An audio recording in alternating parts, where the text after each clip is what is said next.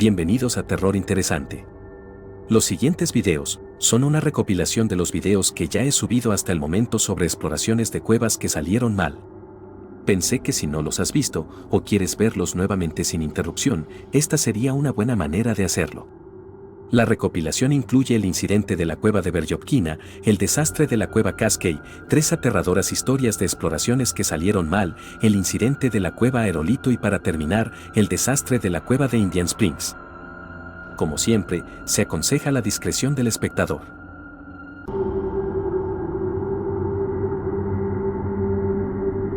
Cueva Verjovkina.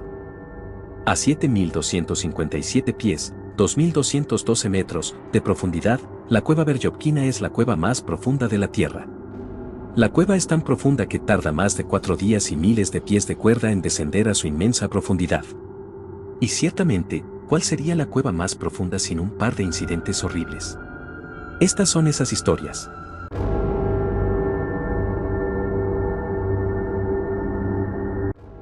En la frontera de Rusia y Georgia hay una cadena montañosa conocida como las Montañas del Cáucaso. Esta cordillera es notable por algunas razones. Primero, es el hogar del pico más alto de Europa, el monte Elbrus a 18.500 pies. Luego, en el lado occidental de la región de Abjasia hay una subcordillera de las montañas del Cáucaso conocida como la cordillera Gagra. También hay algunas montañas de tamaño decente en esta área. El más alto entre ellos es de poco más de 11.000 pies, pero esta área es notable por otra razón. La cordillera de Gagre es principalmente una cordillera de piedra caliza tallada por los ríos a lo largo de su historia geológica. Los ríos prehistóricos crearon un montón de cañones profundos y las cuevas más grandes de la Tierra que se conocen actualmente. De hecho, las montañas Gagra son el hogar de 4 de las cuevas más profundas de la Tierra y la más profunda de ellas es la cueva Verjovkina a más de 7.000 pies de profundidad. Para el contexto, eso es lo mismo que apilar 23 estatuas de la libertad una encima de la otra. La entrada a la cueva de Verjovkina también se encuentra a una altitud de 7.500 pies, lo que significa que literalmente hay que subir una montaña para llegar a ella.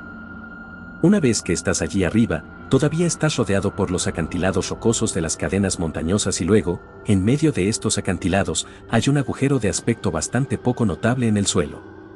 Es obvio que es la entrada a una cueva, pero nunca esperas que descienda por más de 1 milla en la tierra. Cuando la entrada fue descubierta por primera vez en 1968 por un grupo de espeleólogos, solo descendieron a una profundidad de 377 pies antes de regresar a la superficie. Luego, en 1983, la cueva fue descubierta por segunda vez por un equipo separado de espeleólogos del Perovo Speleo Club de Moscú. Durante los siguientes 3 años, una serie de expediciones empujaron la profundidad alrededor de 1.400 pies, pero luego, por razones que no están claras, no hubo más expediciones hasta el año 2000. El trabajo se reanudó nuevamente ese año, pero tomaría todo el camino hasta 2015 para descubrir un nuevo pozo que desbloquearía la verdadera profundidad de la cueva de Verjovkina. Para 2017, extendieron la profundidad máxima de la cueva de 1.400 pies hasta 7.200 pies y mapearon más de 17 kilómetros de túneles y pasajes. Luego, finalmente en marzo de 2018, se descubrió el punto oficial más profundo de la cueva en el fondo de un lago subterráneo donde la cueva se encuentra con el nivel freático, lo que le da a la cueva Verjovkina una profundidad total de 7.257 pies. 6 meses después, en septiembre, el equipo de Perovo regresó una vez más para continuar explorando la cueva y esta vez, se les unieron los fotógrafos Robbie Schoen y Jeff Wade. Fue el mismo equipo de espeleólogos de clase mundial del Club Perovo el que hizo todos los descensos seminales de Verjovkina y de las otras cuevas profundas en la cordillera de Gagra. Dirigida por el líder del equipo Pavel Demidov, esta expedición regresaría al fondo de la cueva Verjovkina para recolectar muestras de algunas de las especies potencialmente no descubiertas y explorar algunos de los prometedores pasajes horizontales en el fondo de la cueva, todo mientras Robbie y Jeff documentan todo el asunto. Ahora, en una cueva ordinaria de profundidad moderada donde puedes descender y ascender en un solo día, seguirías trayendo una cantidad decente de equipo porque necesitas comida y un montón de equipo de escalada para cada persona del equipo. En cuevas tan grandes como la cueva de Verjovkina, el descenso es más similar a una expedición que esperarías ver al escalar una montaña alta. Si alguna vez has visto algo relacionado con el monte Everest, es posible que hayas oído hablar del sistema de múltiples campamentos. Estos campamentos se establecen cada vez más arriba de la montaña para almacenar alimentos y equipo y para que los escaladores duerman y permanezcan entre la escalada. Para expediciones de varios días en una montaña o en una cueva lo suficientemente profunda, la cantidad de equipo se vuelve demasiado para transportar en un solo momento. Las personas tienen que subir y bajar con anticipación para transportar carga tras carga del equipo necesario para garantizar un intento seguro, y la cueva de Verjovkina no es diferente. De hecho, debido a lo profundo que es, tiene un total de 6 campamentos a varias profundidades en el camino hacia el fondo. Desde la entrada, los escaladores tienen que ponerse ropa especial, arneses y cascos fijos con faros. Luego descienden por el primer pozo en la oscuridad y se mueven a través de una serie de túneles y pasajes estrechos para llegar al primer campamento a 2000 pies. Este campamento es un campamento instalado permanentemente donde el equipo se almacenan durante todo el año para emergencias. Luego, en el transcurso de los siguientes 4 días, Robbie, Jeff y el Perovo Speleo Club se dirigieron al campamento 6, hasta 6.900 pies. En su camino, la temperatura estaba a solo unos pocos grados por encima del punto de congelación. Se arrastraron a través del barro y el agua, pasaron imposiblemente apretados y descendieron por un eje de 100 pies sobre nada más que aire. Los miles de pies de cuerdas que utilizaban para hacer el descenso eran su único medio de transporte de entrada y salida. Luego, finalmente, pusieron un pie en el campamento plano y arenoso número 6, instalado en un gran túnel horizontal. Este sería su hogar para el resto de la expedición. Durante los siguientes 3 días, el equipo partió de su campamento para completar todas las tareas que tenían previsto. Una de ellas fue llevar a Robbie y Jeff al lago que se encuentra en el fondo. Cuando llegaron allí, se sorprendieron al ver esta hermosa agua turquesa rodeada de piedra caliza negra azabache. El lago tiene 50 pies de largo, 25 pies de ancho y en realidad tiene 28 pies de profundidad. Si no fuera por las luces que trajeron, se sentaría allí en completa oscuridad sin color. En el 7º día, todo seguía yendo según lo planeado. Y ese día 2 de los miembros del equipo tuvieron que salir temprano para tomar un vuelo a casa. Cuando llegaron al campamento 3, había una tonelada de agua que se vertía en la cueva. Una tormenta masiva en la superficie había causado un pulso de inundación enviando miles de litros de agua a la cueva. Dentro de estas cuevas, realmente no puedes comunicarte de forma inalámbrica debido a las gruesas capas de roca. Entonces, en cambio, los espeleólogos tienen que ejecutar una línea física a lo largo de toda la cueva para comunicarse. Los 2 miembros del equipo inmediatamente aprovecharon el cable para advertir a los demás sobre el pulso de la inundación que se dirigía hacia ellos. Abajo en el campamento 6, no estaban tan preocupados cuando inicialmente recibieron la llamada. Los pulsos de inundación son algo común de lo que los espeleólogos tienen que preocuparse. Un solo mililitro de lluvia es 1 litro por metro cuadrado, lo que significa que un solo kilómetro cuadrado recibe 1000 litros de agua en solo 1 mililitro de lluvia. En caso de fuertes lluvias, ese número es significativamente mayor. Toda esta agua luego estalla en cuevas en volúmenes igualmente grandes y puede durar horas, dependiendo del volumen de lluvia y cuánto tiempo llueve. Una vez más, no estaban tan preocupados cuando recibieron la llamada por primera vez. El grupo Perovo es de clase mundial y su plan era monitorear el nivel del agua y luego planificar en consecuencia. El campamento 6 también se había establecido fuera del eje vertical principal en lo que parecía ser un área alejada del flujo de agua. También estaba a 6.900 pies, mientras que la profundidad total era de más de 7.200 pies. Para que el agua llegue a ellos, tendría que llenar 300 pies de pasajes debajo de ellos antes de llegar a ellos. Aproximadamente media hora después de recibir la llamada, escucharon el primer sonido de agua acercándose. Comenzó como un leve estruendo y lentamente creció como un tren que se acercaba. Para cuando estaba a punto de llegar al campamento, era tan fuerte que era casi ensordecedor. Toda la cueva tembló como si un terremoto constante estuviera sucediendo. Robbie acababa de comenzar el desayuno cuando el ruido realmente comenzó y él y los demás salieron corriendo de sus tiendas para ver la tormenta que se acercaba. Mientras giraban sus faros hacia el eje vertical, el agua cayó a cántaros. Robbie se quedó allí con la boca abierta y casi dejó caer la comida que sostenía.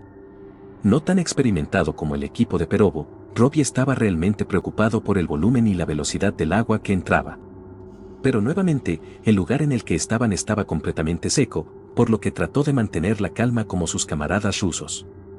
Aproximadamente 2 horas después de la inundación sin signos de que se ralentizara, uno de los miembros del equipo notó un gorgoteo proveniente de un pequeño agujero cerca de la tienda. Miró hacia el agujero y no pudo ver agua, pero pensó que debería decírselo al líder del equipo de todos modos.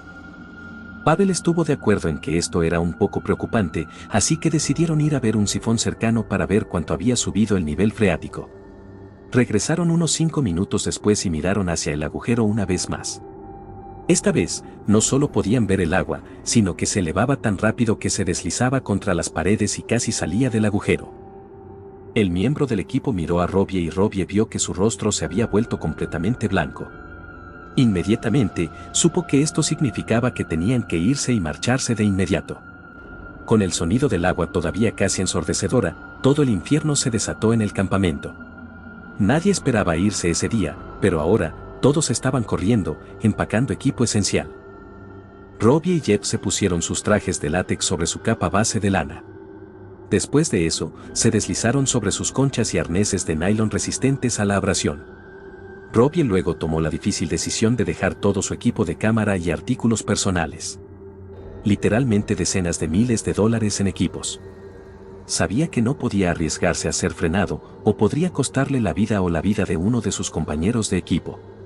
Sacó todas las tarjetas de memoria de las cámaras, las colocó en una bolsa Ziploc y luego las deslizó en su traje de látex. Por lo menos, podía guardar todas las fotos que había tomado. Con eso, les dijo a los demás que él y Jeff comenzarían su ascenso y luego comenzaron con el pozo vertical fuera del campamento 6 que se inundaba rápidamente. Esta sería la última interacción que tendrían con los rusos en el campo 6. Los miembros restantes del equipo de Perovo esperarían al líder del equipo Pavel antes de comenzar su ascenso. Mientras Robbie y Jeff se dirigían a las cuerdas verticales, llegaron a una travesía estrecha, casi como un puente que iba a lo largo de una pared. Antes de la inundación, la cámara al lado del puente tenía 60 pies de profundidad y 25 pies de ancho de nada más que aire. Ahora, estaba casi completamente inundado, casi subiendo por el costado del puente. Al final de esta estrecha travesía donde terminan las cuerdas verticales, la fuente del agua se vierte en la cueva. Robbie entró en la cascada, bajando del pozo, y cortó sus ascendentes a la cuerda. Luego bajó la cabeza, respiró hondo y comenzó a subir por la cuerda mientras el agua lo golpeaba desde arriba. El agua bajaba tan fuerte que parecía que lo estaba aplastando y asfixiando. Era literalmente como si su cabeza estuviera siendo aplastada en sus hombros. Afortunadamente, pudo meter la barbilla, lo que permitió que el agua se escurriera de su casco y creara una pequeña bolsa de aire para que respirara. Centrándose solo en la cuerda blanca directamente frente a su cara, movió sus ascendentes rítmicamente tan rápido como pudo. Finalmente, llegó a una zona con un pequeño afloramiento que podía pisar y salir de la cascada para mirar hacia arriba. Vio que la cuerda salía de un agujero del tamaño de un hombro en las rocas, pero esta también era la fuente del agua. Saliendo de este pequeño agujero había una fuerte corriente de agua que parecía ocupar todo el espacio. Pensó para sí mismo que no había forma de que pudiera superar ese intenso aguacero. Al mismo tiempo, no podía simplemente detenerse. Era el escalador principal. Todos los demás venían detrás de él y no se sabía cómo era el agua abajo. Tenía que al menos tratar de salir adelante. Cuando llegó al agujero, la fuerza del agua era tan fuerte que solo podía empujar a sus ascendientes un par de pulgadas a la vez. Finalmente superó el apretón y luego se dio cuenta de que Jeff tendría que hacer lo mismo. No tenía idea de si Jeff podría o no lograrlo, así que siguió subiendo lo más alto que pudo para salir del camino. En su pánico, no se había dado cuenta de que esta nueva sección de la cueva estaba mayormente seca. El agua fluía por una ruta diferente a la del apretón, por lo que estaba relativamente seguro donde estaba. Pero debido a que estaba tan lleno de adrenalina, estaba escalando sin pensar por su vida tan rápido y tan alto como podía. Solo finalmente se dio cuenta de lo que estaba haciendo cuando Jeff le gritó que disminuyera la velocidad. Saliendo de él, se detuvo y esperó a que Jeff se pusiera al día antes de que continuaran. Cuando Jeff lo alcanzó, su rostro estaba blanco, sus ojos estaban muy abiertos, pero exclamó que al menos estaban vivos. Los dos se preguntaron en silencio si se podría decir lo mismo del equipo de Perovo abajo. Robbie y Jeff finalmente llegaron al campamento 5 a 6.200 pies donde esperaron, con la esperanza de ver a los rusos en cualquier momento. A medida que la cueva continuaba temblando a su alrededor, ocasionalmente miraban hacia el borde, hacia el abismo. Milagrosamente, abajo, vieron una sola linterna frontal que se abría paso lentamente por el eje. Cuando finalmente estuvo lo suficientemente cerca, se dieron cuenta de que era Andrei. Después de subir al campamento, le preguntaron si había visto a los demás y simplemente sacudió la cabeza en silencio. Todos se sentaron allí, pensando en el peor de los casos. Abajo, cuando Pavel había regresado del sifón, el puente que Robbie y Jeff habían cruzado estaba completamente sumergido. El resto de los miembros del equipo tuvieron que nadar para llegar a las cuerdas verticales. El último en nadar fue Pavel y mientras salía, la cámara se había convertido en un vórtice arremolinado. Toda el agua que drenaba más profundamente en la cueva se había convertido en un remolino gigante. Cuando lo atravesó, lo hizo girar y tuvo que nadar con fuerza para llegar a la línea. Para cuando estaban ascendiendo, todos los pasajes más profundos estaban completamente sumergidos en el agua. Luego, 15 minutos después de que Andrei emergiera, se podían ver 5 luces más subiendo por el pozo. Uno por uno, todos los miembros restantes del equipo de Perovo subieron al campamento 5. Robbie observó el ascenso fuera del pasaje inundado y no podía creer lo fuertes y capaces que eran. Un miembro del equipo incluso llevaba una estufa y 4 sacos de dormir conectados a su arnés. Pensó para sí mismo lo contento que estaba de que fueran él y Jeff los primeros. Si hubieran sido ellos los últimos en subir, es probable que no hubieran sobrevivido.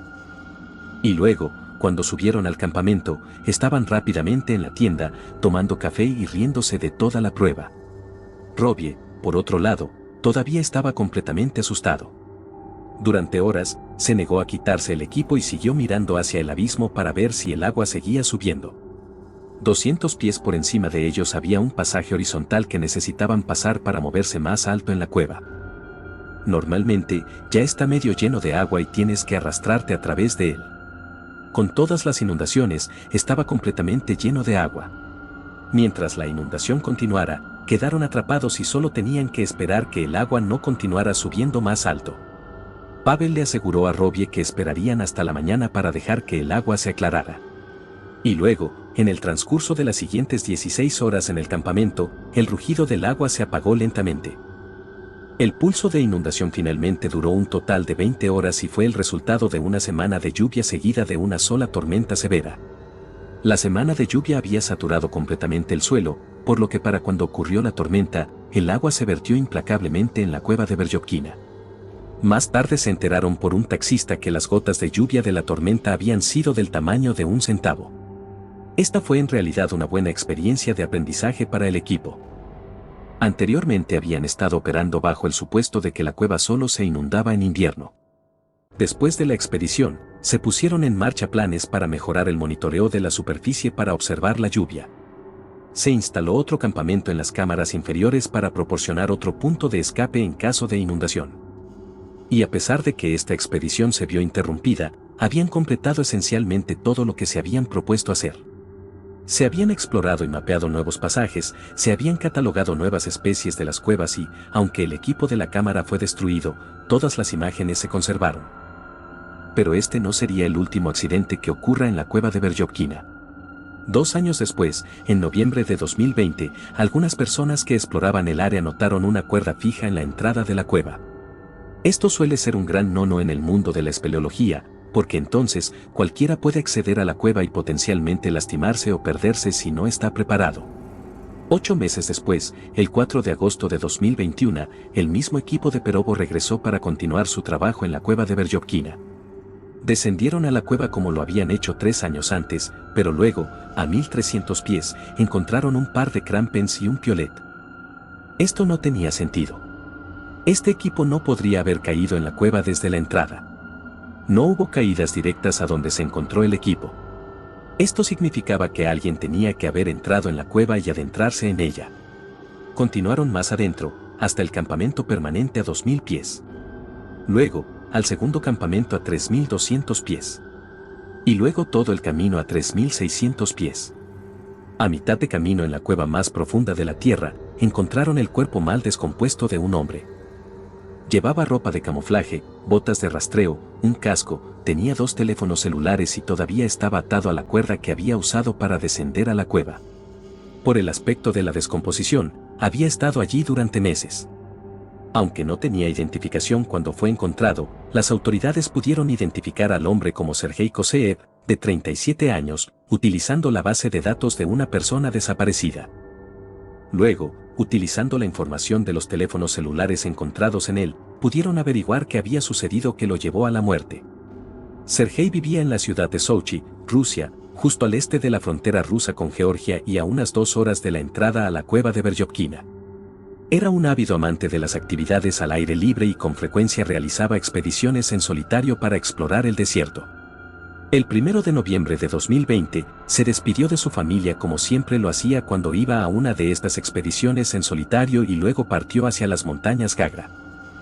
Tampoco les dijo a dónde iba, a pesar de que se dirigía a un lugar en el que menos personas habían puesto un pie que la Estación Espacial Internacional. Según los documentos y capturas de pantalla encontrados en su teléfono, parece que Sergei había pasado casi un año planeando este viaje. Había impreso mapas y materiales de las expediciones hechas por el equipo de Perovo específicamente para navegar hacia la cueva. Primero, hizo el ascenso a las montañas, a la entrada de la cueva usando sus crampons y piolet. Luego, fijó una cuerda a la abertura y descendió a la oscuridad de la cueva de Veryovkina. Usando la información que había recopilado del equipo de Perovo, transportó todo su equipo en 3 bolsas de transporte a través de los túneles y pasajes estrechos. Luego, usando un descendiente de celosía, viajó solo por los enormes ejes verticales. Llegó con éxito al primer campamento y luego dejó parte del equipo descubierto más tarde por el equipo de Perovo y luego procedió casi directamente al segundo campamento. Fue determinado por los excrementos encontrados en el sitio que vivió en el segundo campamento durante aproximadamente una semana antes de descender más a la cueva. A partir del segundo campamento, las cosas se pusieron un poco más desafiantes. Más allá de ese campamento, hay algunos ejes verticales más grandes y técnicamente más desafiantes. Además, la cueva se vuelve significativamente más húmeda a partir de ese momento. Como cualquier espeleólogo sabe, el equipo adecuado es crucial.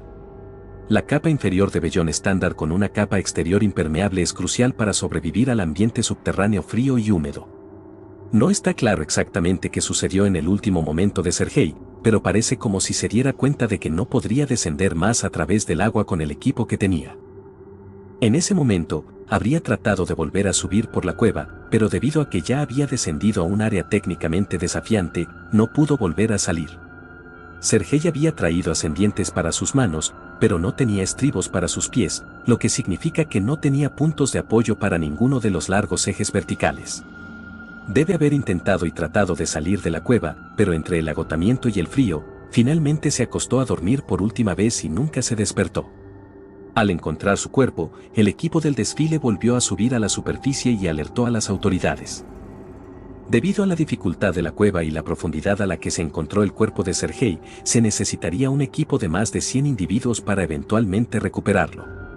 También es particularmente arriesgado estar en un espacio confinado como una cueva con un cuerpo en descomposición porque el gas que se emite del proceso de descomposición puede acumularse y volverse tóxico a niveles lo suficientemente altos.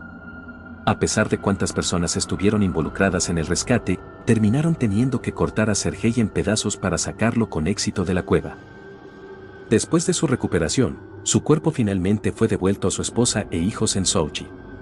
Por ahora, la cueva de Veryovkina es la cueva más profunda de la Tierra. Pero la Tierra es un lugar grande y las cuevas no son tan fácilmente visibles como sus contrapartes de montaña. La cueva de Veryovkina solo fue coronada como la más profunda en 2018. Queda por ver si mantendrá su lugar como el más profundo de la Tierra.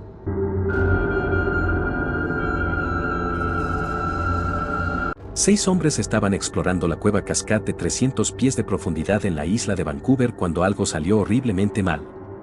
Esta es su historia.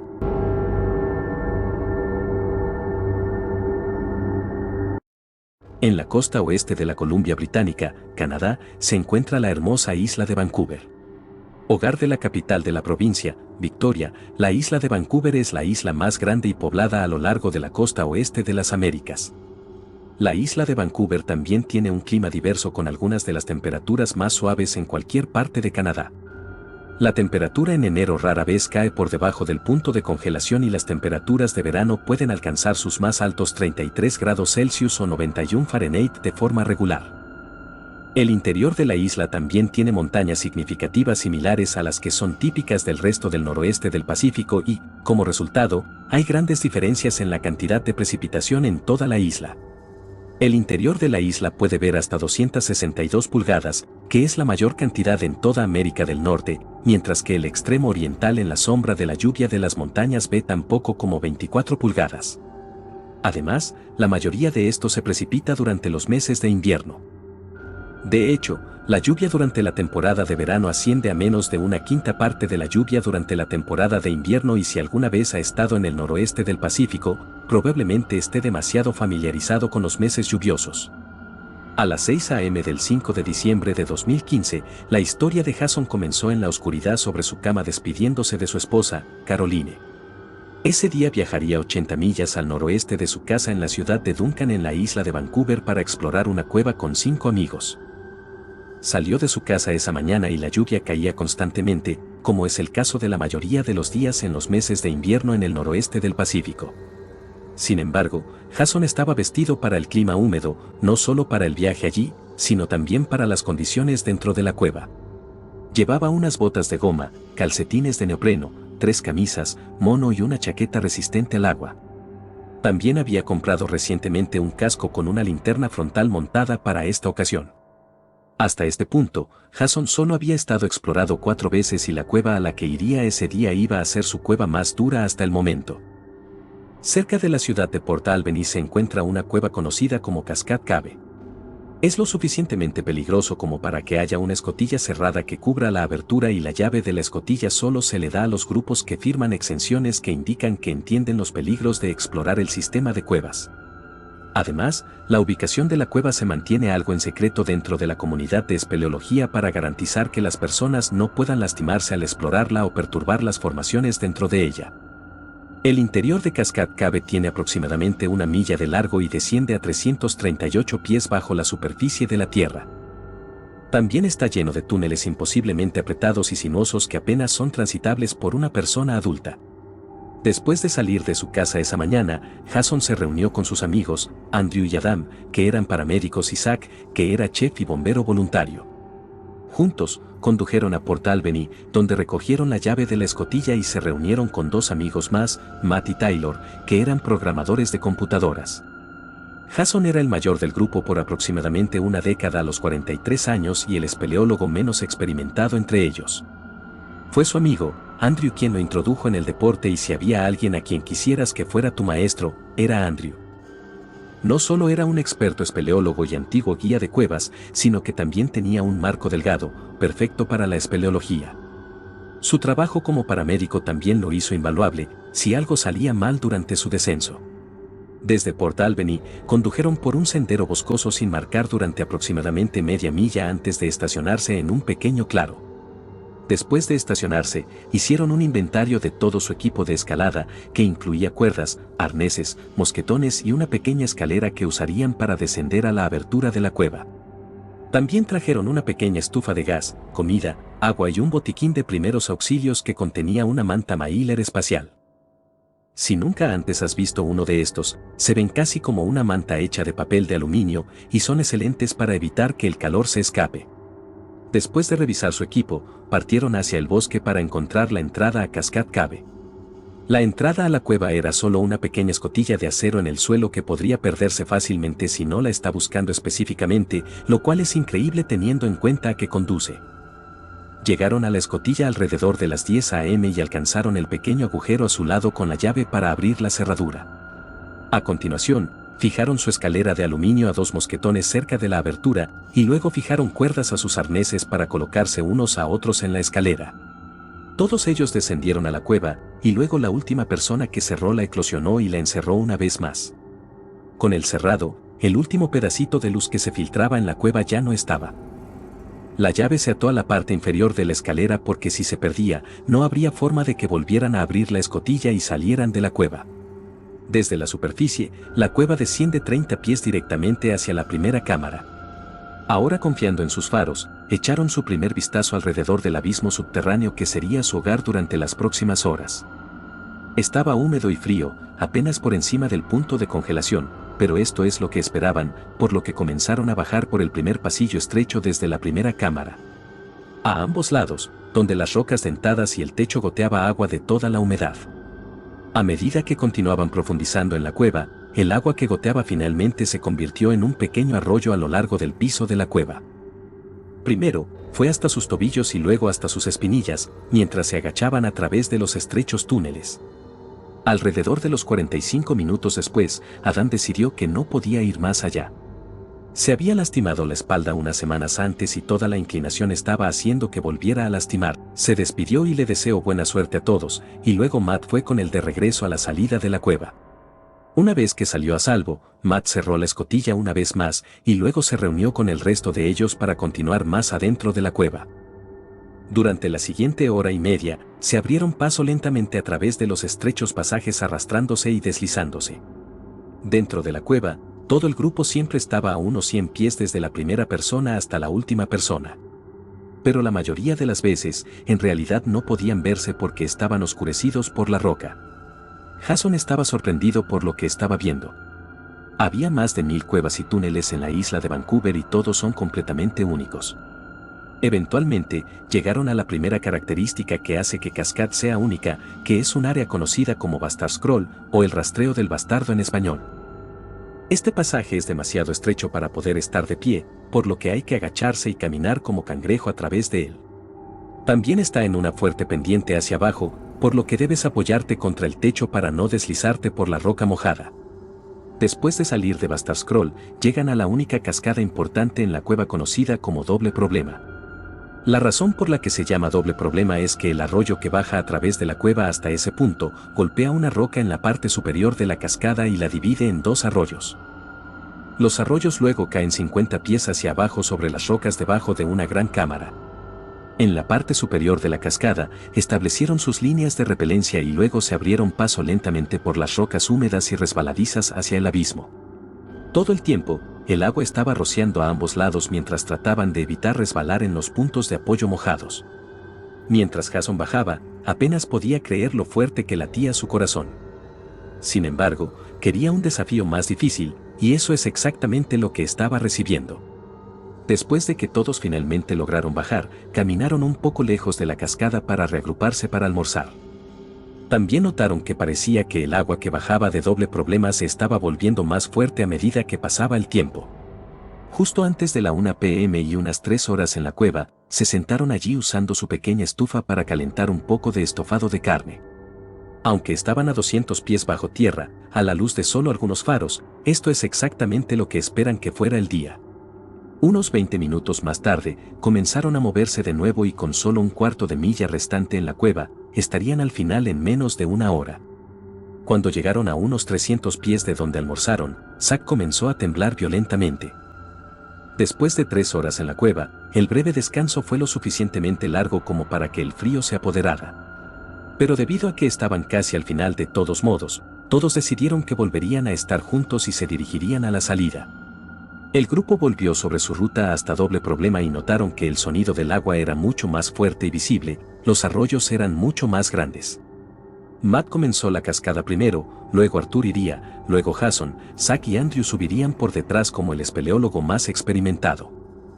También había mucho más barro siendo arrastrado a la cueva y se pegaba a sus pies mientras caminaban. La subida siempre es mucho más lenta que la bajada, y con lo duro que bajaba el agua ahora, era aún más difícil encontrar puntos de apoyo en la roca. Después de que Jason pasó con éxito Doble Problema, se preguntaba cómo el agua se había vuelto mucho más fuerte tan rápidamente. Se preguntó cómo la escorrentía de la lluvia podría estar agregando tanto al flujo de los arroyos. Más allá de Doble Problema, Jason se movió y comenzó a levantarse hacia Bastard Scroll y el agua le estaba cayendo en la cara. Con el aire apenas por encima del punto de congelación, el agua era como hielo, quitándole el aliento mientras se arrastraba a través de ella. Después de superar un afloramiento, comenzó en otro pasaje apretado que se dividió en dos. Hizo una pausa por un segundo, sin recordar qué camino seguir y como no podía ver a nadie por delante, decidió que sería mejor volver a bajar y preguntar.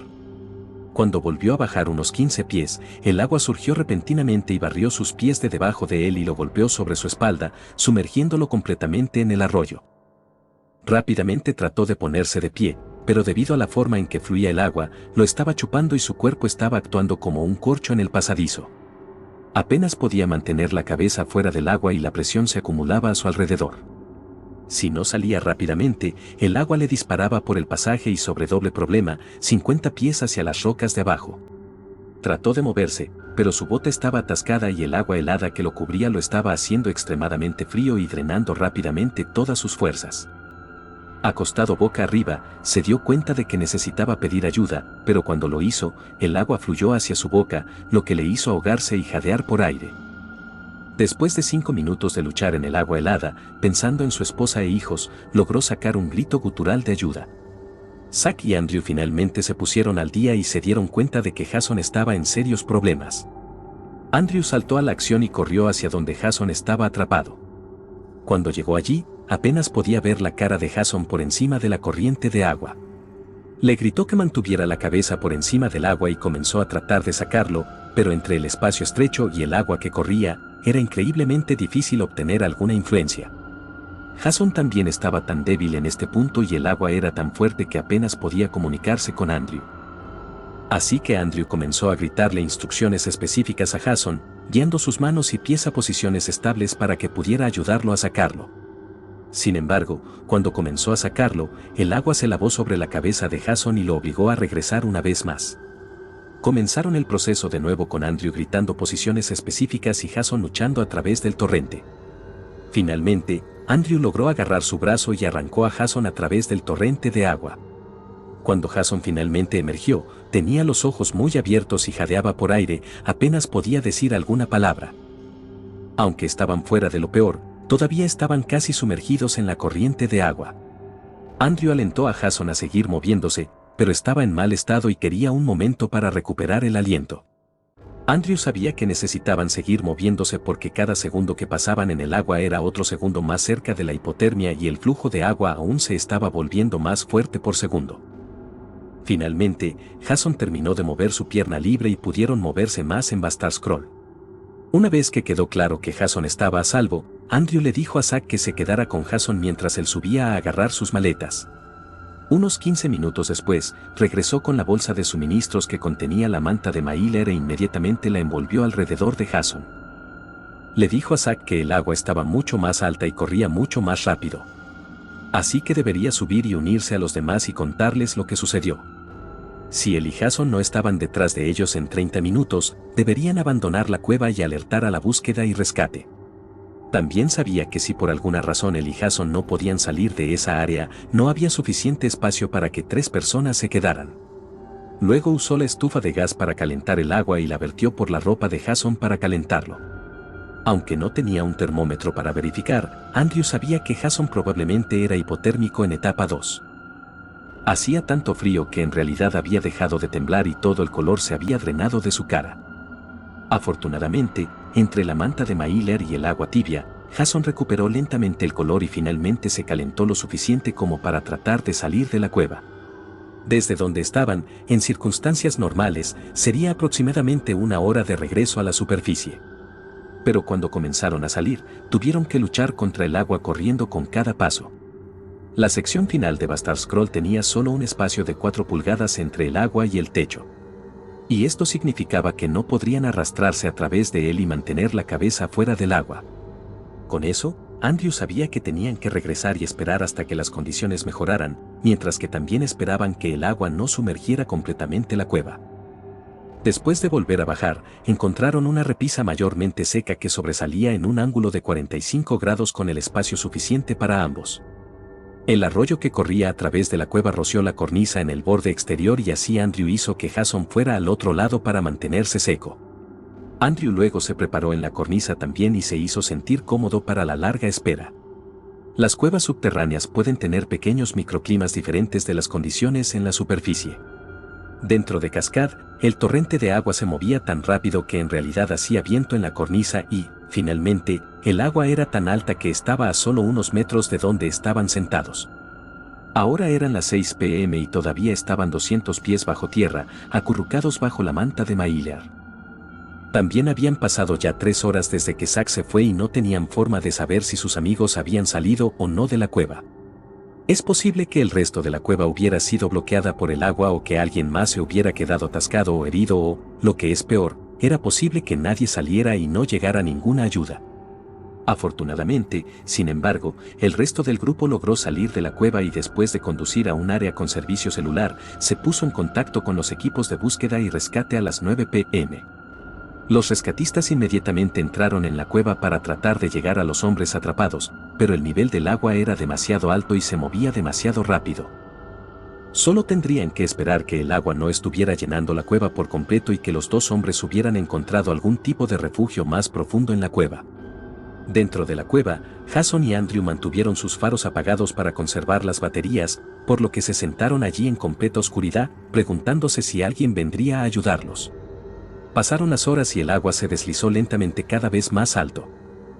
No podían dormir porque el ángulo de 45 grados en el que estaban significaría que si no se enfocaban en mantener el equilibrio, se deslizarían de la cornisa y se meterían en el agua.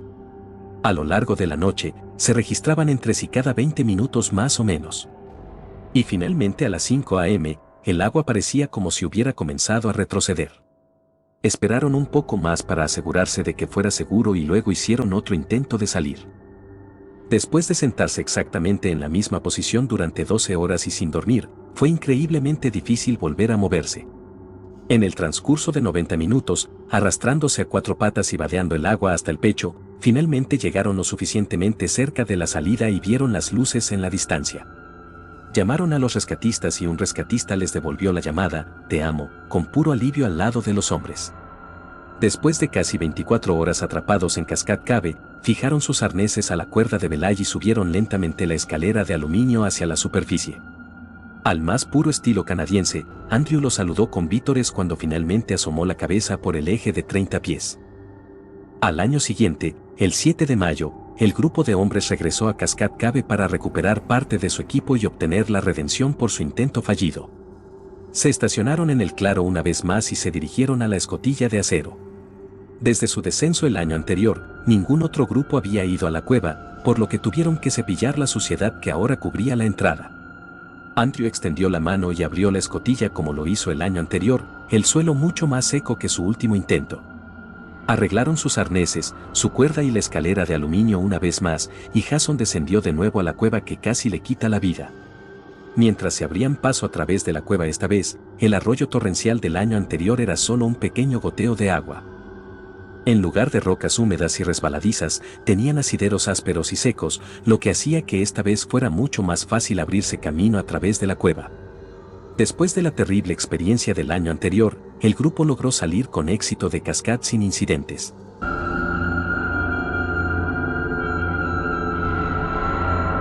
El siguiente video es 3 historias separadas de desastres en cuevas menos conocidas. En cada uno de ellos, las circunstancias del desastre son diferentes a las del anterior. De hecho, cada uno de ellos tiene lugar en continentes completamente diferentes.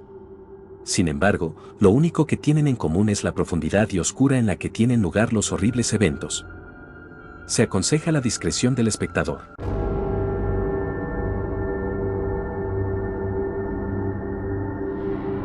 El 13 de febrero de 1965, el químico de Massachusetts James Michie, de 23 años, llegó a Dougalville, Nueva York. Se estaba reuniendo con 2 amigos suyos, Ed y Charles del Boston Grotto Club, para explorar un poco en el área. La cueva que explorarían era una cueva conocida como Schroeder's Pants Cave o la cueva de los pantalones de Schroeder en español. La cueva de los pantalones de Schroeder fue descubierta por Herbert Schroeder y George Lyon en 1947 y en broma la llamaron pantalones de Schroeder después de que Herb se le rasgara los pantalones durante su primera exploración. Aunque había estado más caliente de lo habitual durante la mayor parte de la semana, el día que planeaban explorar la cueva, estaba nevando afuera. Llegaron a la casa de George esa mañana para discutir la cueva en su propiedad, pero él estaba fuera cuando llegaron. Afortunadamente, ya habían obtenido permiso de él antes de la visita, por lo que se dirigieron a la entrada de la cueva. Si hubiera estado en casa, los habría informado sobre las espesas corrientes de agua de deshielo helada que se vierten en la cueva en varias secciones. A medida que se abrían paso a través de la cueva, se abrieron paso a través de una serie de pasadizos estrechos de color negro oscuro. Finalmente, se dirigieron a una gran cámara abierta. En el centro de la cámara había un pozo vertical de 80 pies que conducía a otra cueva que pretendían explorar. Un pequeño río de agua de deshielo se vertió en el pozo a aproximadamente 10 galones por minuto. Sin preocuparse por el agua, James fijó su línea de seguridad, preparó las correas de sus pies y el arnés y retrocedió sobre el borde hacia el eje vertical. A medida que descendía, el agua de deshielo se derramó sobre él, dándole esa sensación de falta de aliento que solo el agua fría puede darte. Parte del camino hacia abajo, de repente se detuvo. La línea había quedado atrapada, impidiéndole ir más allá y también atrapó uno de sus brazos. Trató de mover su brazo libre para seguir descendiendo, pero el equipo estaba realmente atascado y no se movía. Peor aún, la línea se había detenido justo debajo de la corriente de agua de deshielo, por lo que constantemente estaba siendo bañado por el agua helada. Primero, trató de trepar por la cuerda con su brazo libre, pero entre la humedad y el frío, ni siquiera podía agarrar la cuerda. James mantuvo la calma y aseguró a Hedy y Charles que lo sacarían. Pero después de pasar los siguientes 45 minutos sin poder arrastrarlo, se dieron cuenta de que necesitaban ayuda y rápidamente. Para cuando Charles se fue para buscar ayuda, James apenas podía hablar más debido al agua fría, la hipotermia lo invadió rápidamente. Desafortunadamente, no había equipos de rescate en el área cercana, por lo que tuvieron que hacer que un equipo volara desde Washington. En cuestión de horas, estaban en la cueva y arrastrando la cuerda. Mientras lo hacían, se dieron cuenta de que era solo un cadáver que estaban recuperando. James había muerto de hipotermia, colgando en medio de un pozo negro de 80 pies con agua helada que se derramaba sobre él. La noticia de la muerte de James se extendió rápidamente a los espeleólogos de todo el mundo y fue una gran llamada de atención a algunos detalles cruciales. Primero, donde quiera que haya un sistema de cuevas, debe haber un equipo de rescate lo suficientemente cerca como para llegar a la cueva dentro de un periodo de tiempo razonable. Y segundo, la mayor amenaza para los espeleólogos no son los pequeños pasajes o la caída de rocas, es el agua helada. Los espeleólogos modernos a menudo usan un traje interior de lana para el calor y que luego se cubre con una capa de PVC impermeable. En el momento de la muerte de James, los espeleólogos a menudo solo usaban algunos jeans y algunos monos de algodón. Después de 3 días de tratar de arrastrar el cuerpo sin éxito, el equipo de rescate trató de perforar la pared para hacer más espacio, pero parte de la cueva se derrumbó en el pozo. La suciedad comenzó a llegar y rápidamente hizo que el rescate fuera demasiado inseguro para continuar. Al final del día, los rescatistas cancelaron a regañadientes la recuperación y la entrada a la cueva fue cerrada por la explosión. Se colocó una piedra conmemorativa sobre la entrada para conmemorar a Santiago. En 2006, Christian Lyon, nieto de George Lyon, regresó a la cueva para recuperar el cuerpo de James. Después de la descomposición del cuerpo, los huesos se deslizaron a través del arnés y cayeron 60 pies hasta el fondo del eje. Los rescatistas tardarían aproximadamente 4 horas en recoger todos los restos de James de la cueva de los pantalones de Schroeder. El domingo 22 de marzo de 1959, 8 espeleólogos de la Asociación Espeleológica Británica entraron en Pit Cave. Ubicada en Castleton, Inglaterra, Pit Cave es principalmente una cueva de exhibición que está abierta al público para visitas guiadas. Pit Cave es también la entrada a la cueva más grande de toda Inglaterra, y es el hogar de la vía fluvial Pix Shoal que es tan grande que un pequeño bote puede fluir a través de ella. Las áreas de exhibición de la cueva tienen caminos marcados y escaleras que están bien iluminadas para que los turistas puedan atravesar fácilmente los túneles. El día en que el grupo ingresó a la cueva fue solo 2 semanas después de que se descubriera un nuevo pasadizo a solo media milla del área de exhibición de la cueva. Su objetivo era llegar a una gran abertura conocida como cámara de musgo donde se había descubierto el nuevo pasadizo. El pasaje en sí era un pozo que bajaba directamente de un pequeño agujero en el piso de Moss Chamber. 4 de los individuos en el grupo habían sido parte de la exploración inicial, por lo que sabían qué esperar y vinieron preparados. Pensaron que el pozo tenía unos 40 pies de profundidad y potencialmente se abría a un área más grande e inexplorada, por lo que trajeron una escalera con ellos que tenía unos 75 pies de largo en caso de que sus estimaciones estuvieran fuera de lugar. La primera persona que entró en el pozo fue Neil Moss, de 20 años. Neil, de 6 pies, era estudiante de filosofía en Balliol College y su armazón y amor por la exploración eran perfectos para la espeleología. A las 3:30 p.m., Neil se metió en el agujero marrón fangoso en el suelo. Mientras se forzaba a sí mismo por el pasadizo, pateó la escalera más profundamente en el eje. Primero descendió verticalmente durante unos 12 pies en un sacacorchos. Luego descendió en un ángulo de aproximadamente 45 grados antes de bajar verticalmente nuevamente durante otros 18 pies. Mientras descendía, había una roca que bloqueaba su camino, por lo que entró en un pequeño hueco del pozo principal para tratar de empujarla fuera del camino para poder continuar descendiendo. Luchó por forzarse a sí mismo, mientras lo hacía, atascó la escalera debajo de él.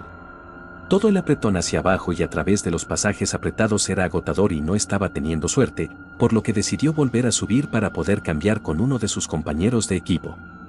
Cuando fue a subir la escalera, el pasillo era tan estrecho que no podía levantar la pierna lo suficientemente alto como para atrapar el peldaño. También era demasiado estrecho para que obtuviera suficiente influencia para tirar de sí mismo más alto y, por lo tanto, al darse cuenta de que estaba atascado, pidió a sus compañeros de equipo que intentaran subir la escalera mientras se aferraba a un peldaño al alcance.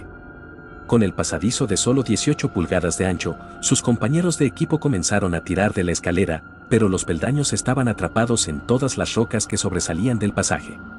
Solo lograron sacarlo unos metros antes de que la escalera se atascara y Neil se quedara atascado. Este tipo de situaciones son comunes en la espeleología, por lo que él y sus compañeros de equipo no estaban preocupados en absoluto. Pensaron que solo bajarían algunas cuerdas en el pasillo y luego lo levantarían, sin problema.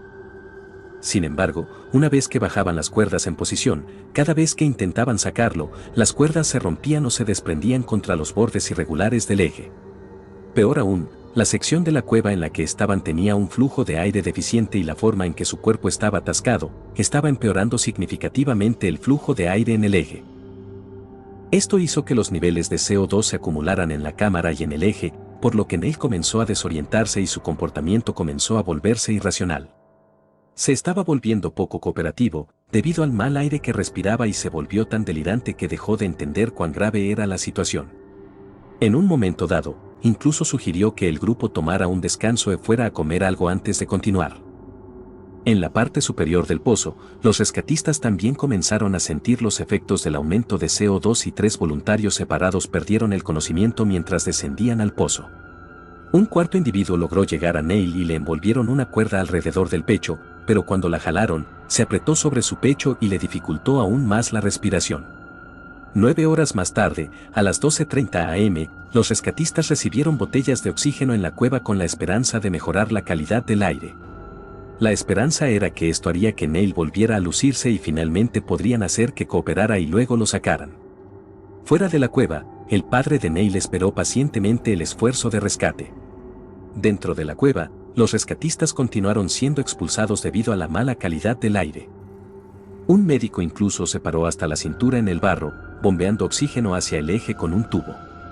En algún momento, la desesperación estaba creciendo y los rescatistas enviaron una llamada de ayuda para cualquier espeleólogo experimentado en el área cercana lo suficientemente pequeño como para caber mejor en el pozo.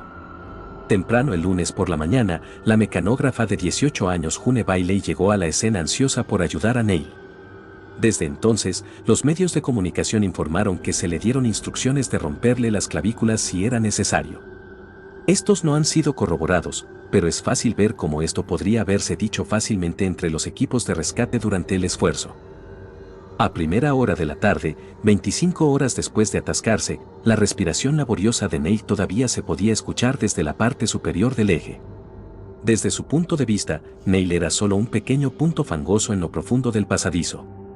Mientras tanto, los rescatistas continuaron soplando aire en el pozo para tratar de desplazar parte del CO2. Luego comenzaron a excavar rocas cercanas con la esperanza de encontrar otro pasadizo que les diera acceso a Neil, pero el lunes por la noche, fuertes lluvias comenzaron a caer afuera y amenazaron con inundar la cueva.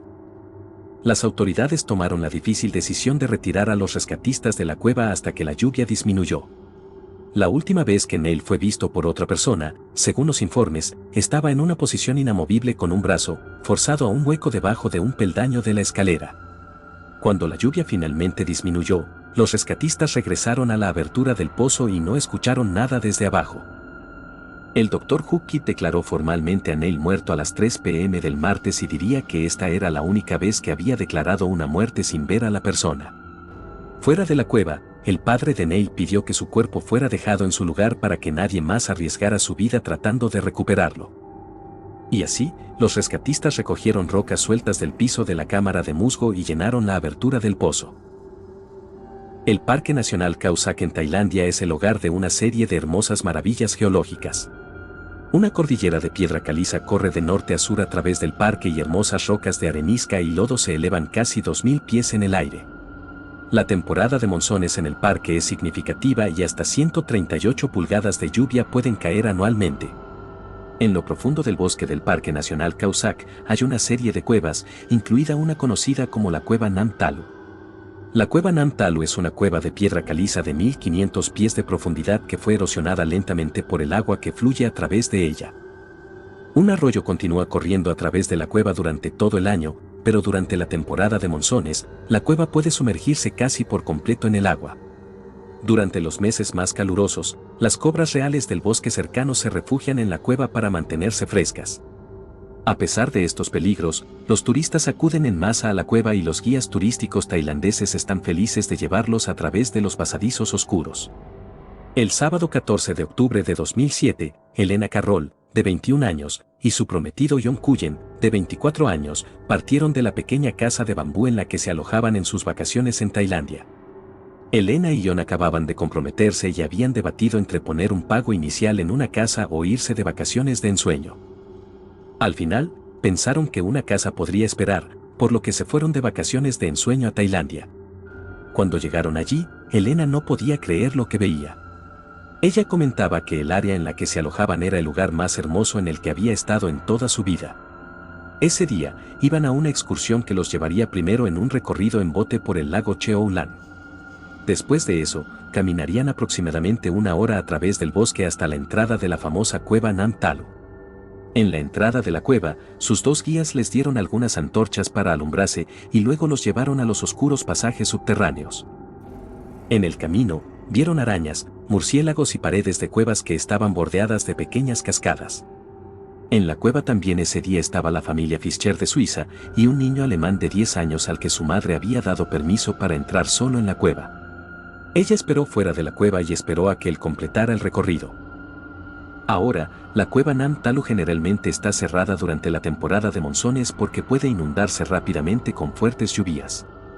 Los tours oficiales a la cueva generalmente comienzan a fines de octubre y se extienden hasta la segunda semana de mayo. El día en que entraron en la cueva fue solo el 14 de octubre, un poco antes de la temporada oficial. Además, había pronóstico de lluvia ese día y se había advertido a los guías que no entraran en la cueva. Pero debido a que el clima estaba despejado antes de que comenzara el recorrido ese día, los guías fueron de todos modos. Así que a las 2 p.m. de ese día, la fuerte lluvia comenzó a caer fuera de la cueva. Dentro de la cueva, aproximadamente a la mitad de su recorrido, Elena escuchó un rugido en la distancia. Poco después de eso, el agua corría hacia ellos. Ella y John inmediatamente comenzaron a escalar las paredes de la cueva para llegar a un terreno más alto y, mientras lo hacían, vieron a los guías y al niño alemán de 10 años ser arrastrados por la corriente. Siguieron escalando y vieron a la familia Fischer ser arrastrada a continuación. Mientras subían, Elena perdió el agarre y comenzó a caer, pero John logró agarrarla del brazo y la levantó.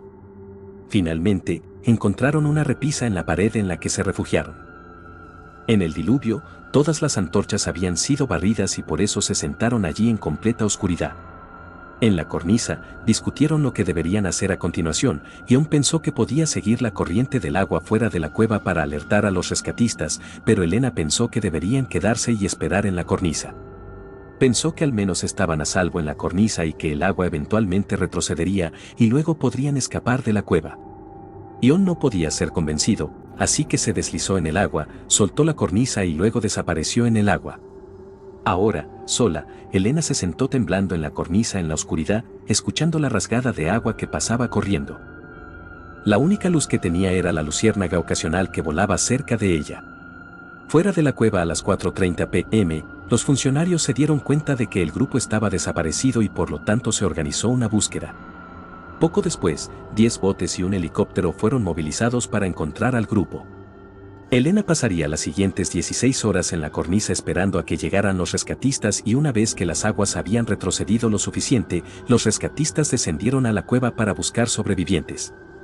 En algún momento, Elena vio una de las brillantes luces de la antorcha abajo y gritó pidiendo ayuda.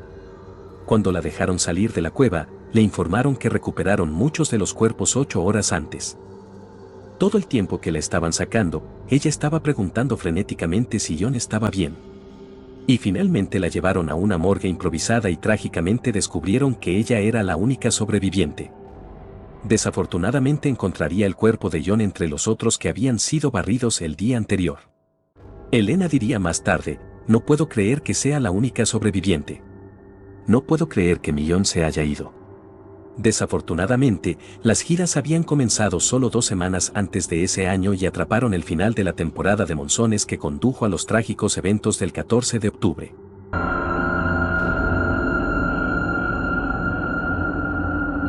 Donald 01 estaba buceando a través de la cueva Aerolito en Cozumel, México, cuando algo salió horriblemente mal. Esta es su historia.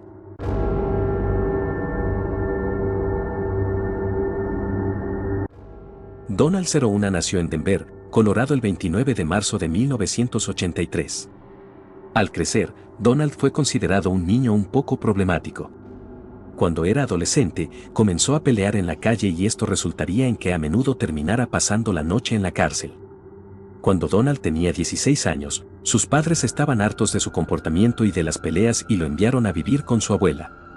Su abuela lo recibió con los brazos abiertos e incluso lo rescataría de la cárcel después de algunas de sus peleas callejeras. A la mañana siguiente, después de que ella lo rescatara, nunca mencionaría lo que sucedió la noche anterior. Ella simplemente decía, ¿sabes lo que hiciste?, y luego lo dejaba así. A la edad de 20 años, Donald comenzó a practicar kickboxing y luego Muay Thai, y resultó que era bastante bueno. Después de ganar algunas competiciones de kickboxing, decidió seguir una carrera en MMA, también conocida como artes marciales mixtas, donde adoptó el apodo de Donald Cowboy 01 por su tendencia a usar sombreros de vaquero. Ganaría sus primeras 9 peleas seguidas y pronto compitió por peleas de campeonato en el WC.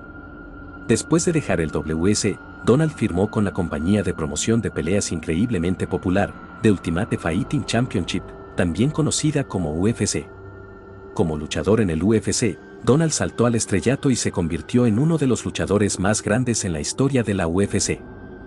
Además de luchar en el escenario mundial en la promoción de peleas más grande del mundo, Donald es un poco adicto a la adrenalina, al igual que muchos de los individuos de esa comunidad. En su tiempo libre fuera del entrenamiento y la competencia en el UFC, compite y participa en todo tipo de otras actividades de alta adrenalina como ciclismo de tierra, carreras todoterreno, esquí acuático e incluso montar toros. Otra cosa que a Donald realmente le encanta hacer es bucear. Después de obtener su certificación en la escuela secundaria, se enamoró de todo lo relacionado con el buceo. En sus propias palabras, le encanta bucear. Le encanta el buceo en naufragios. Simplemente le encanta todo al respecto. Sin embargo, su favorito es el buceo en cuevas.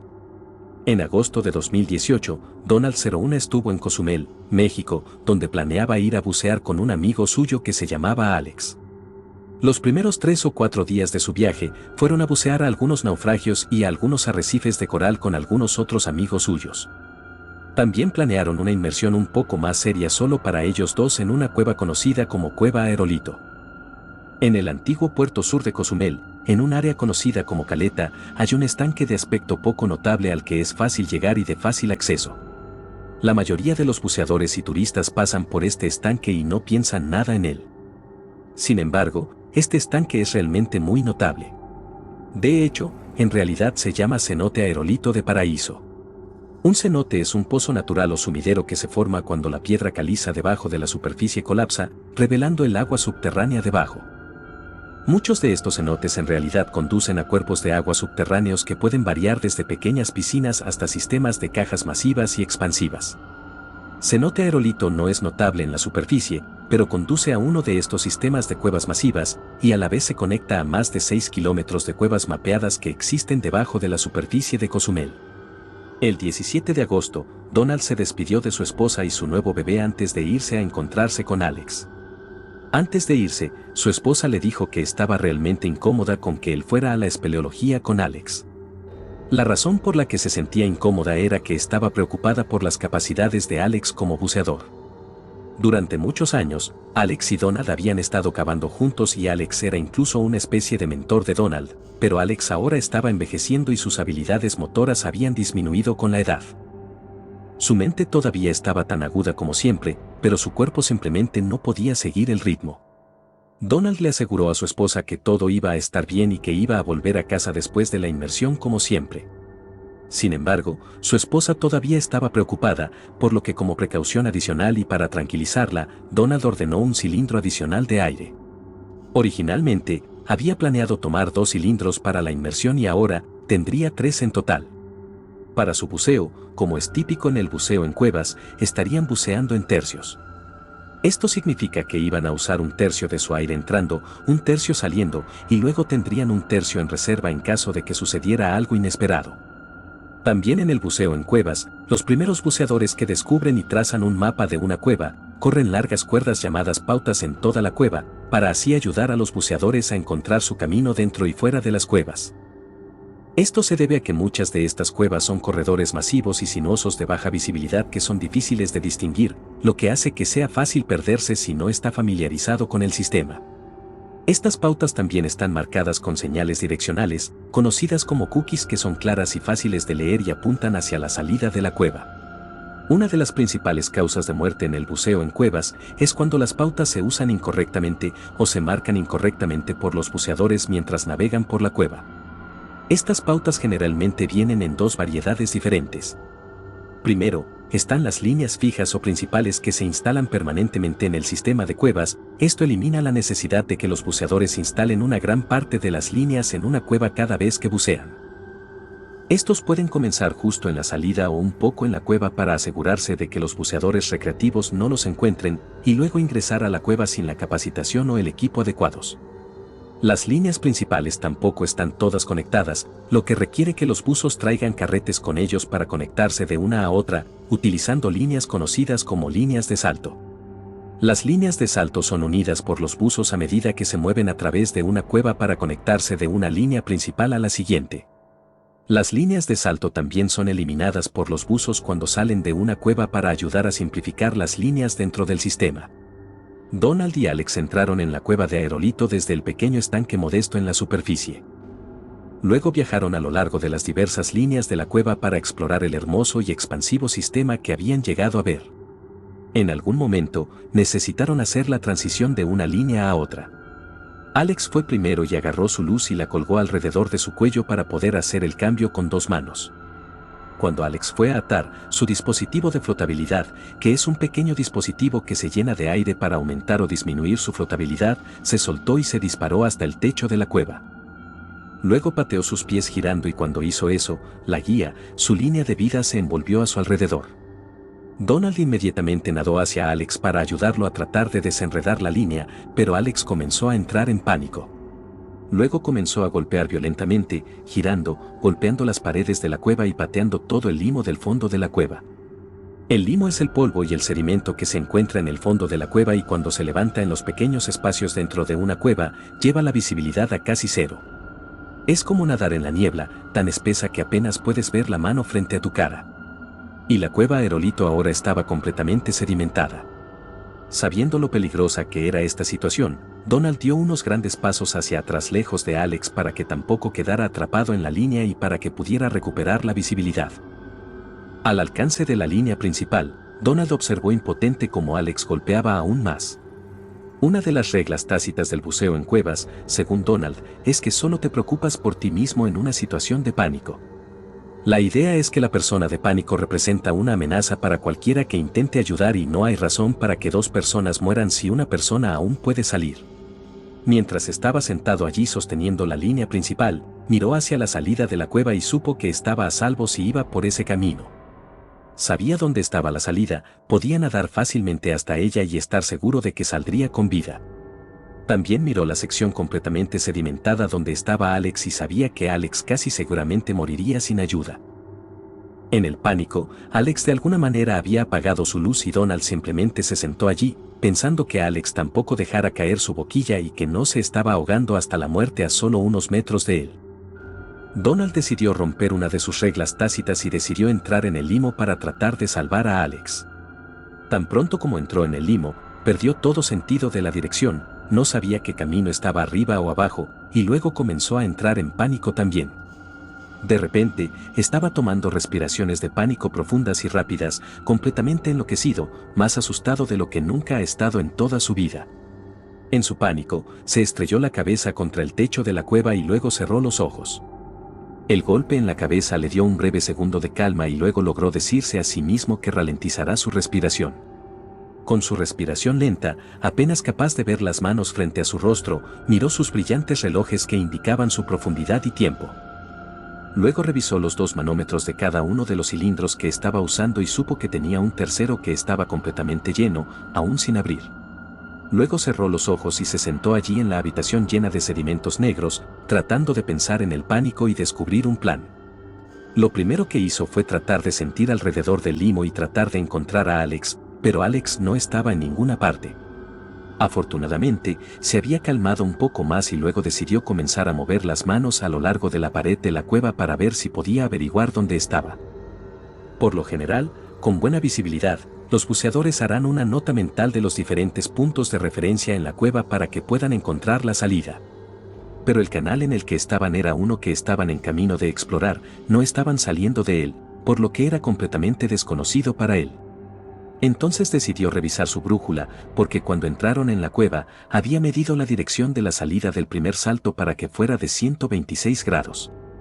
Esto fue un poco lejano porque en los túneles sinuosos de una cueva, puedes estar mirando en la dirección correcta hacia la salida, pero si no estás en la sección correcta de la cueva, esa dirección podría conducir a la pared de otro túnel. Sin otra opción, trató de nadar en esa dirección, pero inmediatamente se acercó a una pared. Luego trató de nadar más abajo y se fue directamente a otra pared. Y ahora, estaba de vuelta en pleno modo de pánico. Así que ahora, está pateando y golpeando y enloqueciendo y nadando violentamente y luego, de repente, salió del limo y tropezó con la línea principal. Donald lo agarró y trató de calmarse una vez más, pero había un nuevo problema. Estaba en el lado equivocado de la sección sedimentada de la línea principal. Detrás de él, más profundamente en la cueva, estaba libre de limo y claro.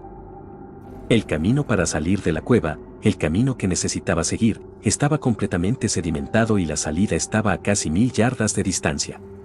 Además, hubo un salto entre donde estaba y donde necesitaba estar, lo que significa que tendría que encontrar su camino sin ataduras a través del limo para salir de la cueva.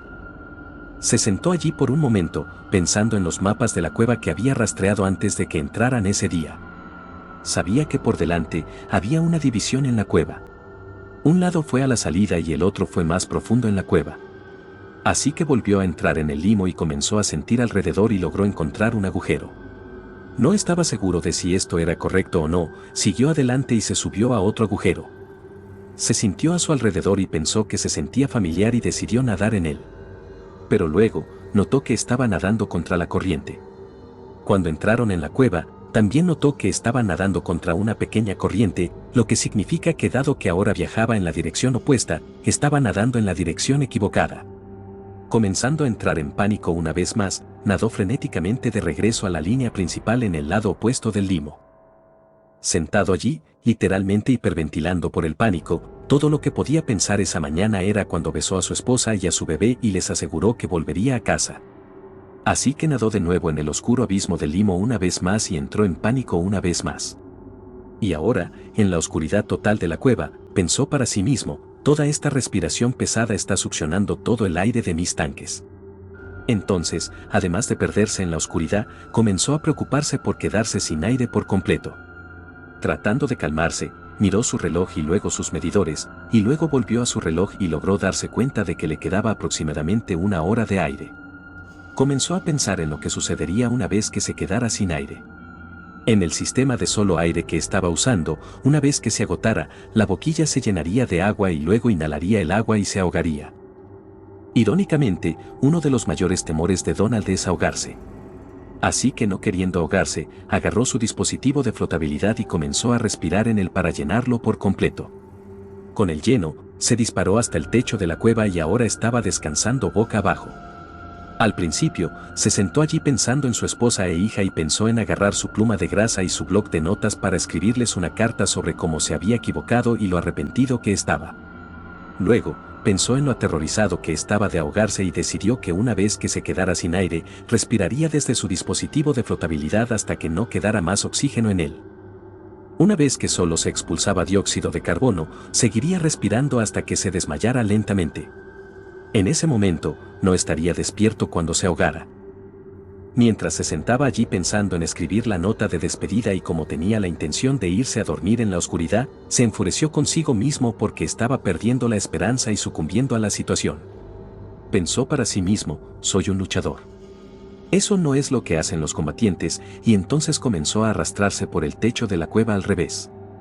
Esta vez, recordó que había una gran grieta que corría a lo largo de la cueva en el techo. En su pánico, se arrastró frenéticamente por el techo, respirando, hiperventilando y luego, de repente, lo encontró. Así que se aferró a la grieta, se arrastró a lo largo de ella y luego comenzó a ensancharse. Y luego, vio una luz en la distancia. Podía ver el resplandor verde de la luz filtrándose en la cueva. Así que Donald nadó frenéticamente hacia el resplandor mientras seguía en pánico, todavía hiperventilando. Cuando llegó a la abertura, sus tanques se atascaron y no pasaron. Y entonces estaba pateando, golpeando y enloqueciendo, pero logró seguir la grieta un poco más y luego sus tanques pasaron, y allí estaba la apertura de la cueva. Lo logró. Al salir, el alivio fue simplemente increíble. Un segundo anterior, estaba escribiendo una nota de despedida a su esposa e hijo y al siguiente, se iba a casa a verlos. Cuando salió del agua, vio que Alex estaba sentado allí. Resultó que Alex logró de alguna manera agarrar la línea principal en su pánico y simplemente la siguió fuera de la cueva. Los dos se miraron y Alex le dijo a Donald, así que ya no estamos buceando juntos, ¿verdad? Y Donald respondía, no, eso fue todo. Donald luego agarró su teléfono, le envió un mensaje de texto a su esposa y le dijo, tuve un momento un poco aterrador hoy, pero vuelvo a casa.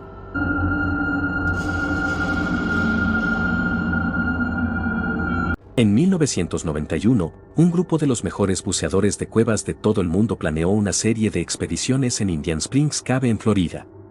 En la primera inmersión de estas expediciones, ocurrió un evento horrible que es tan raro que aún no ha vuelto a ocurrir en los 30 años transcurridos desde el incidente. Esta es su historia.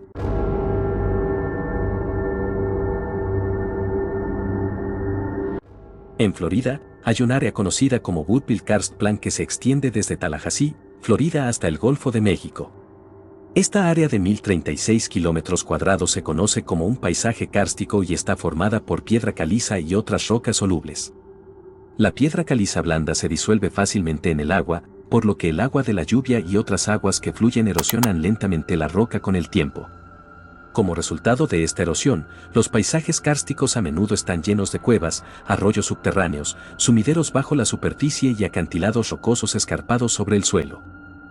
De hecho, la llanura kárstica de Woodville es el hogar del sistema de cuevas submarinas más grande de todo Estados Unidos. Una de las conexiones superficiales en este extenso sistema de cuevas es un estanque de aspecto poco notable conocido como Indian Springs. Ubicado en el condado de Wekale, Indian Springs conduce al sistema de cuevas de Indian Springs que tiene al menos 91 metros de profundidad y al menos 3.22 kilómetros de largo. En 1991, como parte del proyecto Woodville Karst Plans, se planeó una inmersión en noviembre que sería realizada por este equipo que en ese momento era el grupo más organizado, sofisticado y consumado de buceadores de cuevas en la Tierra. Ya habían establecido un montón de récords de profundidad en una cueva y de tiempo pasado bajo el agua, y este iba a ser el primero de una serie de inmersiones en la cueva para explorar algunas pistas potenciales. Estas inmersiones ya habían sido planeadas durante casi 2 años en este punto e incluso habían desarrollado mesas especiales de descompresión debido a la extrema profundidad del área que iban a explorar. Se unió al equipo de soporte el experimentado buceador George Irvine. Esta iba a ser su 77ª inmersión en cuevas y cerca de su 1000ª inmersión técnica. Pero a pesar de toda esa experiencia, todavía tenía algo de miedo de bucear en cuevas. Cada vez que salía a la superficie y volvía a ver la luz del sol, se sentía abrumado por el alivio por haber salido de nuevo. Y esta va a ser su primera inmersión con el equipo de gran importancia. El sistema había estado inactivo durante meses, por lo que esta primera expedición serviría para eliminar el óxido de todos los miembros del equipo. Uno de los dos líderes de exploración, Parker Turner, había asignado a todos alguna tarea, incluso si era solo algo inventado solo para involucrar a todos. Habría 3 equipos en el agua que realmente entrarían en la cueva. El primer equipo colocaría un juego de botellas de gas. El segundo equipo, formado por George y otro buzo, iba a colocar un segundo juego de botellas para la travesía y, finalmente, serían Parker Turner y Bill Gavin quienes completarían la exploración. Bill había sido parte de la exploración inicial que había descubierto las pistas en primer lugar y cualquier tripulación restante actuaría como apoyo desde la superficie.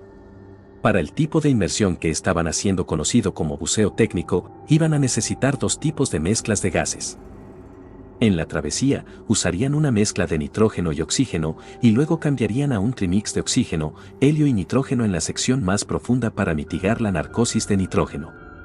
Este es un fenómeno que ocurre cuando ciertos gases en el aire regular tienen un efecto narcótico a altas presiones. El 17 de noviembre, los equipos llegaron a Indian Springs y se prepararon para entrar en el agua. El manantial en sí es un pequeño estanque en un claro rodeado de árboles. Hay un paseo marítimo que baja a la orilla del agua e incluso hay un pequeño muelle flotando en medio de la primavera. El equipo 1 se sumergió debajo de la superficie del estanque y se dirigió al fondo y luego a la entrada de la cueva. El equipo 2 fue a continuación e hizo el mismo descenso y, finalmente, Parker y Bill entraron en el agua para la inmersión más larga y desafiante de los 3 grupos. Los equipos 1 y 2 colocarían todo el equipo primero, luego Bill y Parker estarían en camino a medida que los otros equipos se iban. La travesía hasta el área donde se encontraron las pistas fue de unos 40 minutos. Después, pasarían alrededor de 25 minutos explorando a 300 pies y otros 40 minutos para salir de nuevo. Desde el suelo del estanque, hay una caverna que eventualmente se convierte en Indian Springs Cave. Esta caverna conduce a un túnel que se extiende por un par de cientos de metros en un área conocida como restricción de graznidos. La cueva se estrecha aquí hasta el punto de que solo puede atravesarla un buzo de su equipo a la vez. Después de eso, se abre una vez más a una serie de túneles sinuosos que están hechos de piedra caliza áspera, amarilla y blanca. Afortunadamente, debido a lo popular que es la cueva, hay líneas permanentes fijas en casi toda la longitud. Estas líneas ayudan a guiar a los buceadores incluso con poca visibilidad. Bill y Parker hicieron la larga travesía a través de los túneles sinuosos hasta que llegaron con éxito a una enorme habitación conocida como la Sala Huecale. Pasaron el tiempo asignado inspeccionando el área y alrededor de 63 minutos comenzaron a hacer la travesía de regreso. Sin que ellos lo supieran, estaba ocurriendo un evento raro y horrible que es uno de los únicos que han ocurrido en la historia del buceo. En el camino de regreso, recogieron sus botellas de nitrox y Bill comprobó que le quedaba mucho gas en los tanques en la espalda. Mientras hacían esto, Parker señaló que su scooter submarino estaba funcionando lentamente, por lo que Bill los ató a los dos juntos y luego los tiró a ambos usando su scooter. Estaban a solo unos 457.2 metros de la entrada ahora, por lo que no importaba que esto agotara su batería más rápidamente. Eventualmente, alcanzaron un marcador de flecha distintivo en la línea a unos 152.4 metros de la entrada. En el camino, Bill estimó que el punto en el que alcanzarían ese marcador sería de unos 105 minutos después de la inmersión, por lo que estaban perfectamente a tiempo. Luego, hicieron el giro a la izquierda siguiendo el marcador y notaron que la visibilidad había disminuido. Aunque habían sido bastante cuidadosos en el camino, aún podrían haber levantado un poco de limo, por lo que no era nada de qué preocuparse. Continuaron y vieron que el piso estaba completamente oscurecido por una ondulante nube de limo. Afortunadamente, la línea corría a lo largo del techo y eso estaba claro, pero a medida que continuaban, la visibilidad seguía empeorando cada vez más. Eventualmente, tuvieron que dejar de usar el scooter y aferrarse a la línea debido a la mala visibilidad. Cuando llegaron al área donde deberían haber estado las restricciones de Squaws, la línea simplemente desapareció en la arena. Comenzaron a tirar de la línea para sacarla de la arena, pero finalmente se fue tan profundo que ni siquiera pudieron sacarla. Justo donde estaba Squaws Restriction, había toneladas de arena y la visibilidad era de menos de 0.3 metros. Bill escuchó a Parker gritar preguntando qué era esto y los dos retrocedieron y recogieron el primer juego de botellas y scooters del camino. Pero las botellas estaban casi vacías en ese momento de todos modos, por lo que volvieron a los tanques en su espalda. Sea lo que fuera, parecía que iba a llevar mucho tiempo averiguarlo. En esa sección de la cueva, había 2 líneas fijas, por lo que lo primero que hicieron fue verificar en la que ellos no estaban, pero también conducía directamente a la arena. Esto no tenía sentido. Acababan de pasar por ahí. Un poco antes, unos 5 minutos después de que George y su compañero pasaran por Squaw's Restriction, el agua pasó corriendo junto a ellos y el fondo de la cueva se convirtió en una tormenta de arena. George pensó que su scooter se había encendido de alguna manera y estaba rebotando y chocando con cosas, pero en realidad, los descomprimidos de los buzos estaban creando burbujas que flotaban y cambiaban la flotabilidad de las rocas en el techo. Las rocas momentáneamente más pesadas se separaron del techo y se desplomaron y causaron un deslizamiento de tierra directamente en el camino de Squaw's Restriction, cubriéndolo por completo. Para cuando Bill y Parker regresaron, ya no había una salida de Indian Springs. Al otro lado de Squaw's Restriction, Bill conectó su carrete a la línea principal y comenzó a buscar la salida. Por lo que podía ver, aunque no sabía cómo, parecía estar bloqueado con arena y roca, pero con una visibilidad tan mala, no sabía lo que había sucedido o si estaba en el lugar correcto. Finalmente notó un ligero flujo de agua, por lo que siguió eso por un tiempo, pero después de buscar un poco más, dudó de que en realidad estuvieran en Squaw's Restriction. Tal vez habían cometido algún tipo de error al salir. Mientras Parker continuaba buscando, Bill nadó hacia atrás unos 91 metros hacia atrás para encontrar la flecha nuevamente. Simplemente la miró fijamente, tratando de asegurarse de que no lo había leído mal o cometido algún error tonto. Cuando estaba absolutamente seguro de que tenía razón, nadó de regreso al limo y de regreso a Parker. Los dos pasaron los siguientes 45 minutos tratando desesperadamente de encontrar una salida a la arena, gastando sus tanques de gas todo el tiempo. Bill y Parker finalmente revisaron sus manómetros y se dieron cuenta de que se estaban quedando muy bajos de gas. Parker agarró su pedazo de pizarra y escribió, ¿qué hacemos?, en él y luego se lo entregó a Bill. Parker obviamente esperaba que el más experimentado Bill tuviera alguna idea, pero Bill tampoco tenía ni idea. Lo único que se le ocurrió escribir fue, espera, iré a mirar, y luego ató su carrete a la línea principal y comenzó una búsqueda arrolladora nuevamente. Una vez más, no encontró nada, así que regresó, pero a pesar de que se había ido por menos de 5 minutos, Parker no estaba en ninguna parte. Bill agarró su botella de repuesto y respiró un poco usando ese tiempo para pensar en un plan. Pero solo tenía la botella de repuesto que le quedaba unos minutos de aire y los tanques en su espalda. Después de 4 minutos, la botella del repuesto estaba fuera. Parker todavía no había regresado y estaba a pocos minutos de ahogarse. Buscó frenéticamente de nuevo, y esta vez encontró una línea unida a la línea principal. En su pánico, no entendió cómo llegó allí, pero lo siguió de todos modos. Luego, hubo una pequeña abertura en la restricción. En ella estaba la segunda etapa de un regulador, que, de nuevo, en su estado, no registró exactamente lo que eso significaba. Liberó al regulador y luego vio una línea que ascendía casi recta hacia arriba y fuera de la restricción. Casi completamente sin aire, corrió hasta el siguiente conjunto de botellas a 100 pies 30.48 metros de altura. Justo cuando estaba a punto de quedarse sin aire, llegó al siguiente juego de botellas, básicamente con una suspensión de la respiración. Pero a pesar de llegar a las botellas, no hubo alivio. Parker no estaba allí. Estas eran las mismas botellas que Parker debería haber estado usando también. Fue en ese momento que Bill se dio cuenta de que Parker se había ahogado. Se dio cuenta de que el regulador que encontró era de Parker, la línea que siguió era la de Parker y en la poca visibilidad, el cuerpo de Parker probablemente estaba flotando en algún lugar del limo. Así que se sentó allí esperando que los buzos de apoyo lo encontraran. Arriba en la superficie, justo después del derrumbe, las piezas que se soltaron y la arena que se desplazó hicieron que el agua del manantial se precipitara y llenara el espacio. A medida que el agua fluía para llenar la nueva área, el nivel del agua fue observado por la tripulación de superficie que vio el nivel bajar más o menos medio metro. Luego, de repente, dejó de bajar cuando Squaw's Restriction se bloqueó con arena. El flujo de agua también había empujado todo el limo al otro lado de la restricción poco antes de que fuera bloqueado. Esto significó que George y los otros buzos estaban en aguas perfectamente claras de repente. Todavía sin idea de lo que sucedió, George se confundió al descubrir que su scooter estaba en el mismo lugar donde lo dejó. Ahora, uno pensaría que esto sería preocupante para el equipo de superficie ver toda el agua caer repentinamente como lo hizo, pero esto en realidad no es raro. Las cuevas y manantiales a menudo suben y bajan dependiendo del agua que fluye dentro de ellos.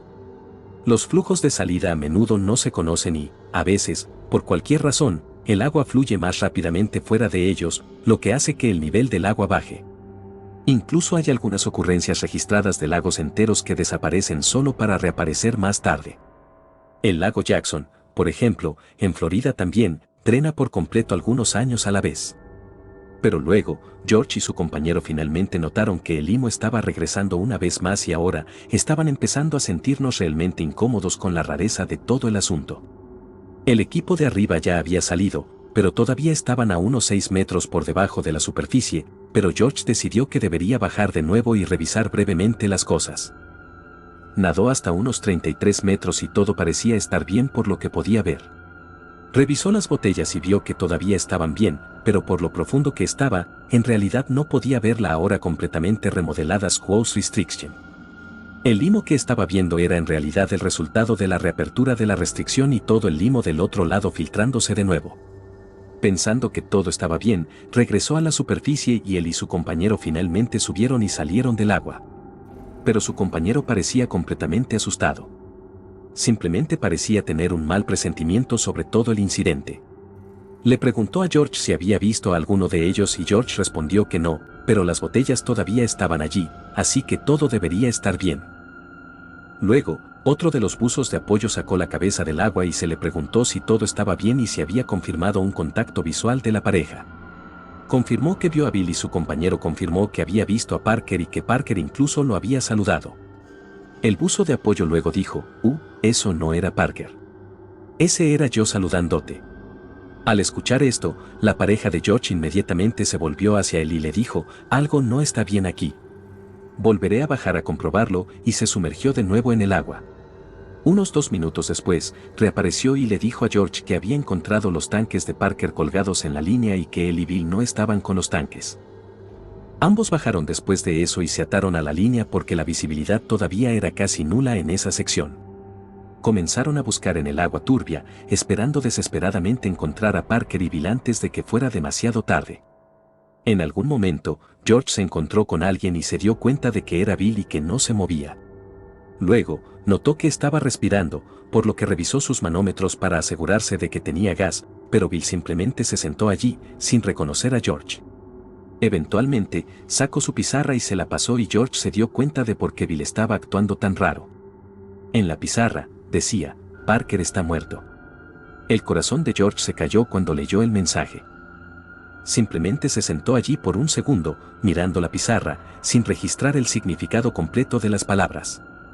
Cuando volvió a entrar en él, se dio cuenta de que Bill probablemente estaba en algún estado de shock. Necesitaba asegurarse de que tenía suficiente para respirar durante el tiempo que necesitara descomprimirse. Trató de comunicarle esto a Bill, pero claramente estaba fuera de eso.